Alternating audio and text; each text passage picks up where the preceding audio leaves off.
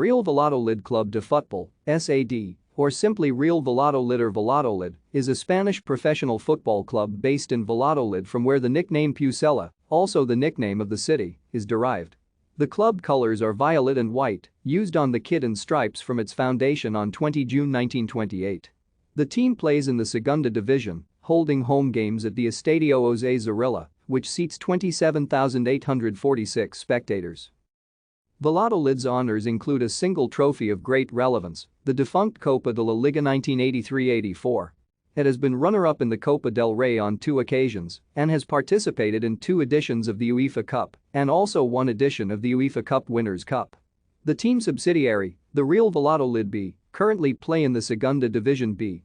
Since its La Liga debut in the 1948-49 season, Valladolid is the most successful football club in Castile and Leon by honors and history, with a total of 44 seasons in the first division, 35 in the second and 10 in the third.